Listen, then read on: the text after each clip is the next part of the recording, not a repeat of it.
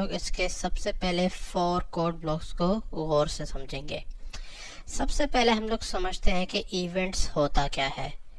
तो इवेंट्स जो है वो एक्शन होते हैं जो कि हमारा कंप्यूटर समझता है, और वो जो एक्शन है वो जनरेट किए जाते हैं सिस्टम से या यूज़र उन्हें जनरेट करता है, जैसे क्लिक करके, माउस का क्लिक करके या कोई और काम करके।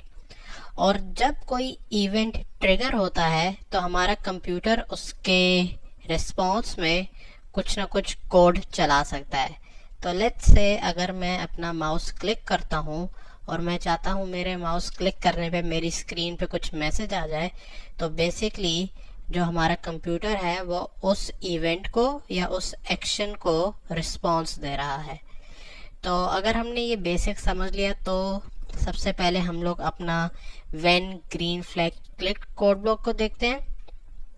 और ये कोड ब्लॉक भी हम लोग काफ़ी बार देख चुके हैं, और बेसिकली ये एक इवेंट है। और ये इवेंट इसलिए है क्योंकि हम लोग देख सकते हैं कि मैं जैसे ही इस ग्रीन फ्लैग को क्लिक करता हूँ तो उसके रिस्पॉन्स पे मेरा कोड चलता है।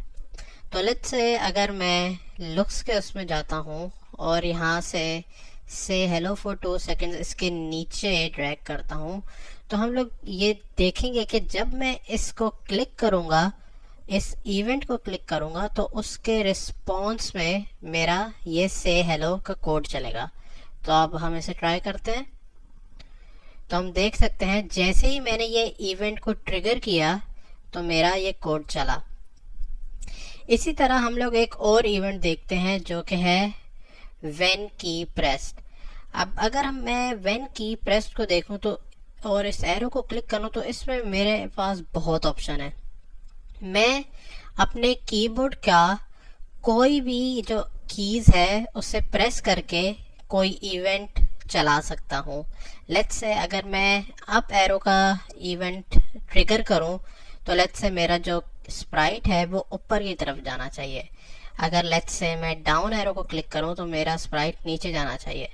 तो लेट्स से मैं क्या करता हूँ, मैं सबसे पहले राइट एरो चूज करता हूँ, और मैं क्या करता हूँ, अगर मैं अपनी मोशन की कैटेगरी पे जाऊँ और राइट की प्रेस होने पे मैं इसको मूव 10 स्टेप्स आगे करूँ, तो अब ये होगा कि लेट्स से अगर मैं अपने कीबोर्ड का राइट बटन प्रेस करूँगा तो ये देख सकते हैं कि मेरा कैरेक्टर आगे जा रहा है। इसी तरह लेट्स से मैं एक और इवेंट लाता हूँ। ये मैं एक और इवेंट लाया और इसमें मैं क्या करता हूँ, लेफ्ट एरो की प्रेस करता हूँ, और इसके प्रेस करने पे लेट्स से मैं दोबारा मोशन पे जाता हूँ और मूव 10 स्टेप्स के बजाय मैं इसको मूव -10 कर देता हूँ। और अब हम देखेंगे कि जब मैं लेफ्ट की प्रेस करूँगा तो मेरा कैरेक्टर पीछे जा रहा है, और जब मैं राइट की प्रेस कर रहा हूँ तो मेरा कैरेक्टर आगे जा रहा है। तो हम देख सकते हैं कि हम लोग इस लिस्ट में से जितने भी ये कीज आ रहे हैं वो यूज कर सकते हैं और उनकी बेसिस पे कुछ ना कुछ कोड ट्रिगर कर सकते हैं।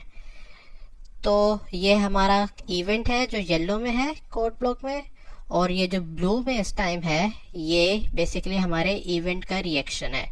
इसी तरह इस ग्रीन क्लिक ये हमारा इवेंट है, और ये जो लुक्स का ब्लॉक है से ये हमारे उसका आंसर है। बेसिकली जब ये इवेंट ट्रिगर होगा तो ये हमारा सेकंड कोड ब्लॉक चलेगा।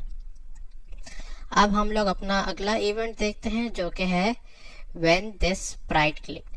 अब ये इवेंट क्या करेगा कि लेट्स से अगर मैं अपने इस स्प्राइट को क्लिक करूंगा तो उसकी बेसिस पे कोई कोड चलाएगा। तो लेट्स से मैं चाहता हूं कि जब मेरा ये स्प्राइट क्लिक हो तो ये मुझे बोले कि hello I am a footballer for 2 seconds. अब क्या होगा कि मैं अगर अपने स्प्राइट को क्लिक करूंगा तो ये जो टेक्स्ट है वो स्पीच बबल में शो करेगा। तो अब मैं इसको क्लिक करता हूं तो हम लोग देख सकते हैं कि जैसे मैंने क्लिक किया इसने उस इवेंट के रिस्पॉन्स पे ये स्पीच बबल शो किया। इसी तरह अगर हम अपना अगला कोड ब्लॉक देखें तो ये है हमारा व्हेन बैकड्रॉप स्विचेस। तो ये इवेंट तब ट्रिगर होगा जब हमारा कोई बैकग्राउंड चेंज होगा या बैकड्रॉप चेंज होगा। तो लेट्स से मैं अपने इस बैकड्रॉप पे क्लिक करता हूँ राइट साइड पे, और मैं इधर बैकड्रॉप्स के टैब पे जाता हूँ।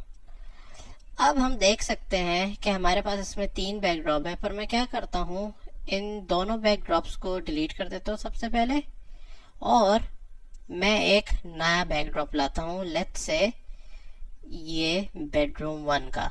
तो अब हम लोग देखेंगे कि इस टाइम हमारे पास एक सॉकर का बैकड्रॉप है और एक बेडरूम का है।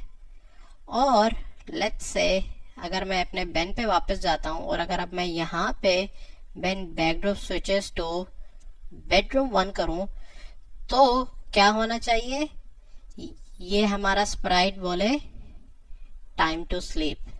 तो मैं कहता हूँ टाइम टू स्लीप। और अब अगर मुझे बैकड्रॉप चेंज करना है तो मैं कहाँ पे जाऊंगा, अपने लुक्स की कैटेगरी में जाऊंगा, और हमने एक कोड ब्लॉक सीखा था जो कि था स्विच बैकड्रॉप टू, और लेट्स से मैं बैकड्रॉप टू बेडरूम 1 स्विच करूंगा। अब जैसे ही मैं ये स्विच बैकड्रॉप 2 का जो कोड ब्लॉक रन करूंगा तो क्या होगा, मेरा ये वाला इवेंट चलेगा व्हेन बैकड्रॉप स्विचेस टू, और उसके बाद ये बोलेगा टाइम टू स्लीप। तो अब मैं इसे क्लिक करता हूँ तो ये देखें, जैसे ही मैंने अपना बैकड्रॉप बेडरूम पे शिफ्ट किया तो इसने बोला कि टाइम टू स्लीप। इसी तरह अगर मैं दोबारा एक इवेंट लाऊं बैकड्रॉप स्विच करने का, और इस टाइम मैं सॉकर चूज करता हूं, और जैसे ही सॉकर पे स्विच हो तो मेरा स्प्राइट को बोलना चाहिए टाइम टू प्ले।